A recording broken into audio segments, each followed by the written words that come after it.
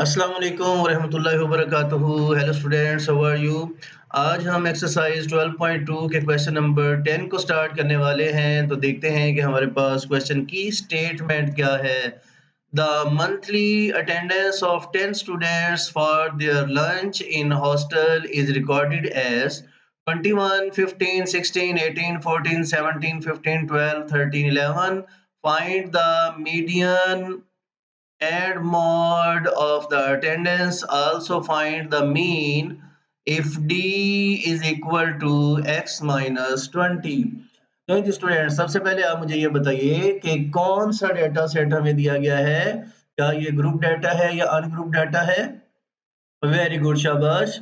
ये ungrouped data है और आप जानते हैं कि अनग्रुप्ड डाटा से मीडियन फाइंड करना भी बहुत आसान है, मॉड फाइंड करना भी बहुत आसान है और मीन फाइंड करना भी बहुत आसान है।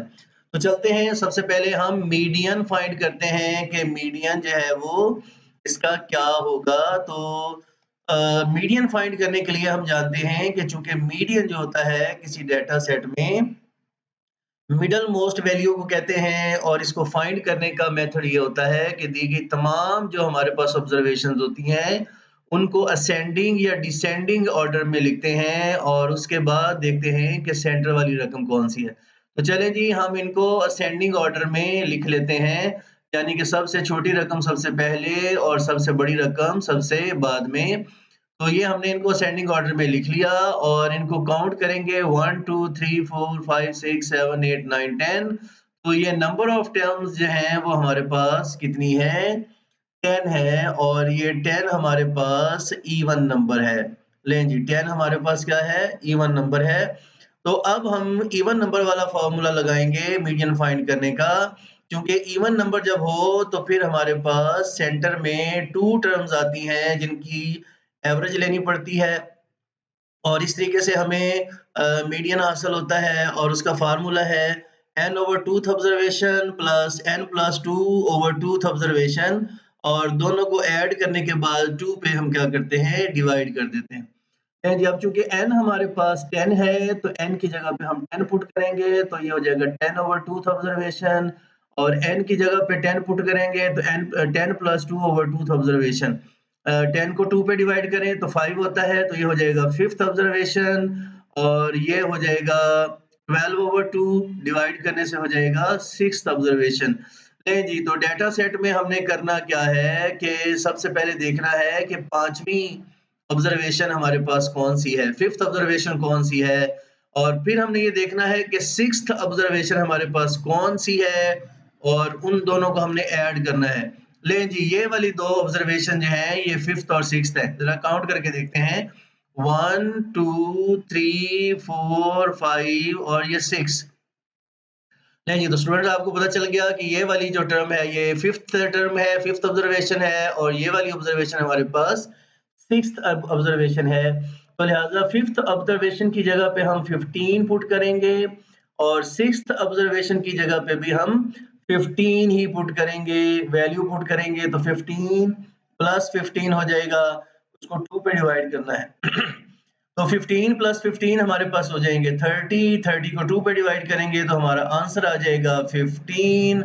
लें जी स्टूडेंट, तो हमने मीडियन फाइंड कर लिया है।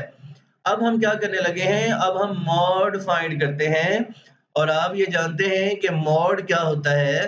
किसी भी डेटा सेट में the most frequent value is called mod.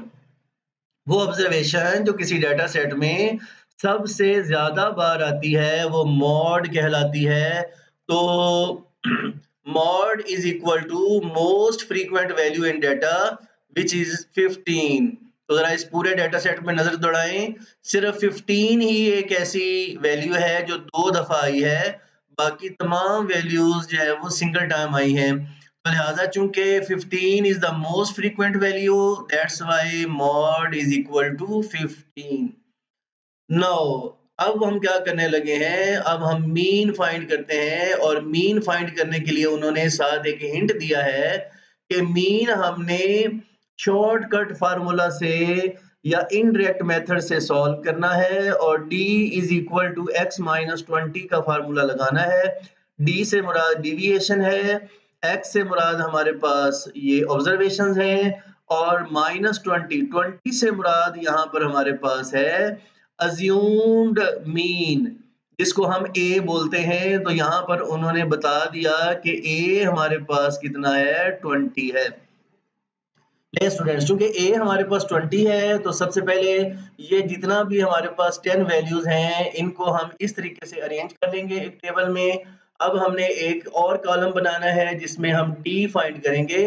तो ये सारे के सारे x हैं, ये जितनी भी वैल्यूज दी गई हैं ये सारी की सारी x हैं।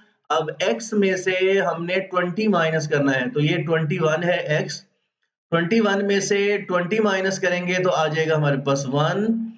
15 में से 20 माइनस करेंगे तो आ जाएंगे -5, चूंकि 20 माइनस का बड़ा है और 15 प्लस के छोटे हैं। उसके बाद 16 में से माइनस के 20 करेंगे तो -4 आ जाएंगे। 18 में से -20 करेंगे तो हमारे पास -2 आ जाएगा।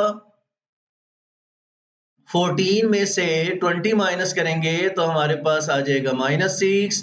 17 उसमें से 20 माइनस करेंगे तो हमारे पास आ जाएगा -3। 15 में से 20 माइनस करेंगे तो -5। 12 में से 20 माइनस करेंगे तो -8। 13 में से 20 माइनस करेंगे तो -7 और 11 में से 20 माइनस करेंगे तो -9। नहीं जी, अब जितनी भी वैल्यूज हमारे पास हैं इन सब का समीशन लेंगे, सबको ऐड कर लेंगे तो ये आ जाएगा हमारे पास समीशन डी। और समीशन डी आ गया हमारे पास -48। ये हमने समीशन डी जो है वो फाइंड कर लिया है। तो ले स्टूडेंट, हमारे पास जो अनग्रुप डाटा है उसका हमारे पास जो इनडायरेक्ट मेथड है मीन फाइंड करने का, उसका फार्मूला हम लगाने लगे हैं। तो अरिथमेटिक मीन इक्वल होता है a plus summation d over n। जी, a से क्या मुराद है स्टूडेंट? वेरी गुड, ए से मुराद है अज्यूम्ड मीन। और वो हमने देखा कि जो हमने पहले इस फार्मूले में लिखा हुआ है कि ए हमारे पास कितना है, 20 है। ले जी, तो वैल्यूज पुट करेंगे, ए की जगह पे 20 पुट कर दिया। समीशन डी हमने फाइंड किया था -48, तो समीशन डी की जगह पे हमने -48 पुट कर दिया।